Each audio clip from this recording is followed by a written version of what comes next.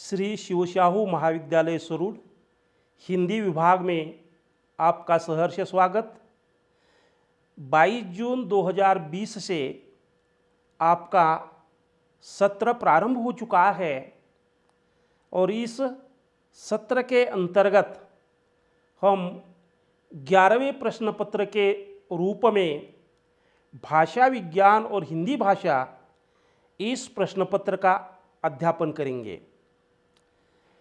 प्रस्तुत पाठ्यक्रम का निर्माण विश्वविद्यालय अनुदान आयोग नई दिल्ली की पाठ्य चर्चा के आलोक में किया गया है और ये प्रश्न पत्र निर्धारित करने के हिंदी अध्ययन मंडल तथा यूजीसी के कुछ उद्देश्य रहे हैं और इन उद्देश्यों को लेकर पहले हम चर्चा करेंगे। पहला उद्देश्य है भाषा के विविध रूपों का परिचय कराना। दूसरा उद्देश्य है भाषा विज्ञान का सामान्य परिचय कराना। हिंदी भाषा एवं लिपि के उद्भव और विकास का परिचय कराना। भाषा की शुद्धता के प्रति छात्रों को जागृत करना। पांचवा उद्देश्य है मानक हिंदी वर्तनी और व्याकरण से छात्रों को परिचित कराना। इस प्रश्न पत्र का अध्यापन करने के लिए हम निम्नलिखित अध्यापन पद्धतियों का अवलंब करेंगे। इनमें पहली अध्यापन पद्धति होगी स्वाध्याय, दूसरी होगी व्याख्यान विवेचन तथा विश्लेषण पद्धति, तीसरी पद्धति होगी संगोष्ठी तथा समूह चर्चा का आयोजन, चौथी पद्धति अतिथियों एवं विद्वानों के व्याख्यान, पांचवी है दृक्श्राव्य माध्यमों का प्रयोग और छठी है संगणक तथा इंटरनेट आदि साधनों का प्रयोग।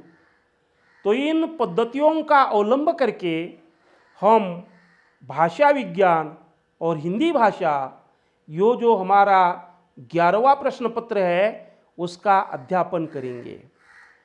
यो जो प्रश्न पत्र है इस प्रश्न पत्र के अंतर्गत अध्ययन के लिए जो विषय रखे गए हैं इनमें इन विषयों को 4 इकाइयों के अंतर्गत विभाजित किया गया है। तो एक एक इकाई को लेकर हम विवेचन करेंगे। पहली इकाई जिसके अंतर्गत हम अध्ययन करेंगे भाषा की परिभाषाएं, भाषा की विशेषताएं और भाषा की उत्पत्ति एवं तत्संबंधी विविध वाद। भाषा उत्पत्ति के कई सिद्धांत हैं। ये सभी सिद्धांत हमारे अध्ययन के लिए नहीं रखे गए हैं। उनमें से कुछ मौलिक सिद्धांत जो है ऐसे मौलिक सिद्धांतों का निर्धारण हमारे अध्ययन के लिए रखा गया है। इनमें पहला सिद्धांत है दैवी उत्पत्ति सिद्धांत, दूसरा सिद्धांत है धातु सिद्धांत, तीसरा सिद्धांत है अनुकरण सिद्धांत, चौथा सिद्धांत है श्रम परिहार सिद्धांत और अगला जो सिद्धांत है वह है मनोभावाभिव्यंजक सिद्धांत, अंतिम सिद्धांत है समन्वित सिद्धांत। तो इन सिद्धांतों का हम अध्यापन करेंगे।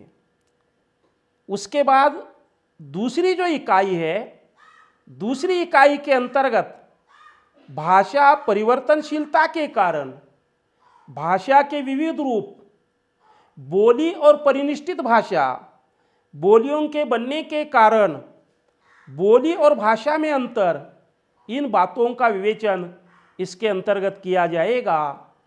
तीसरी इकाई के अंतर्गत हिंदी भाषा का उद्भव और विकास, यानी हिंदी भाषा का उद्भव कब हुआ, हिंदी भाषा का विकास किस प्रकार हो गया है और हिंदी भाषा के उद्भव और विकास को 3 कालखंडों में विभाजित किया गया है। इनमें से पहला कालखंड है आदिकाल, मध्यकाल और आधुनिक काल। तो इन 3 विभागों के अंतर्गत हम हिंदी भाषा का उद्भव और विकास किस प्रकार हुआ है इसका विवेचन करेंगे। उसके साथ ही साथ हम चर्चा करेंगे हिंदी शब्द समूह, हिंदी भाषा के विविध रूप, राष्ट्रभाषा, राजभाषा और संपर्क भाषा। तो हिंदी भाषा के इन 3 रूपों का हम विवेचन इसके अंतर्गत करेंगे। हिंदी भाषा के विविध रूप के अंतर्गत कुल मिलाकर 3 रूपों का हम अध्यापन करेंगे। पहला है राष्ट्रभाषा, दूसरा है राजभाषा और तीसरा है संपर्क भाषा। चौथी इकाई के अंतर्गत हिंदी की विविध बोलियां, इनमें से हमारे अध्ययन के लिए यह बोलियां रखी गई है अवधी, ब्रज, खड़ी बोली और भोजपुरी। उसके बाद चौथी इकाई के अंतर्गत लिपि विकास का सामान्य परिचय, देवनागरी लिपि की वैज्ञानिकता, लिपि विकास का सामान्य परिचय, इसके अंतर्गत लिपि विकास की जो 6 अवस्थाएं हैं, इन 6 अवस्थाओं का हम सामान्य परिचय देंगे।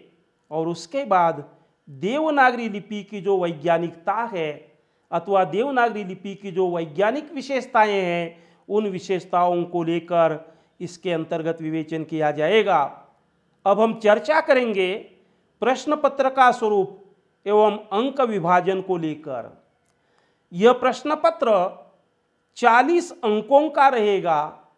इस प्रश्न पत्र के अंतर्गत कुल 4 प्रश्न पूछे जाएंगे। पहला प्रश्न होगा पूरे पाठ्यक्रम पर 10 बहुविकल्पी प्रश्न, इसके लिए 10 अंक निर्धारित किए गए हैं। दूसरा प्रश्न होगा इकाई 3 पर लघुत्तरी प्रश्न 3 में से 2 और इसके लिए 10 अंक निर्धारित किए गए हैं। तीसरा प्रश्न होगा इकाई 4 पर टिप्पणियां 3 में से 2, इसके लिए 10 अंक निर्धारित किए गए हैं। अंतिम जो प्रश्न है यह प्रश्न होगा इकाई 1 और 2 पर दीर्घोत्तरी प्रश्न अंतर्गत विकल्प के साथ और इसके लिए अंक रखे गए हैं 10। तो इस प्रकार विश्वविद्यालय की ओर से जो आपकी परीक्षा ली जाएगी उसका प्रश्न पत्र 40 अंकों का होगा और 10 अंक जो है 10 अंक अंतर्गत मूल्यमापन के लिए रखे हैं और इन 10 अंकों के लिए आपको इस प्रश्न पत्र के किसी एक घटक को लेकर एक सेमिनार आपको प्रस्तुत करना होगा और इस प्रकार ये जो प्रश्न पत्र है, इस प्रश्न पत्र का कुल मिलाकर जो अंक विभाजन है, अंक विभाजन इस प्रकार होगा। विश्वविद्यालय की ओर से 40 अंकों का प्रश्न पत्र लिया जाएगा। 10 अंक जो है 10 अंक अंतर्गत मूल्यमापन के लिए रखे गए हैं और इस प्रकार कुल मिलाकर 50 अंक हिंदी भाषा और भाषा विज्ञान और हिंदी भाषा इस प्रश्न पत्र के लिए रखे गए हैं। धन्यवाद।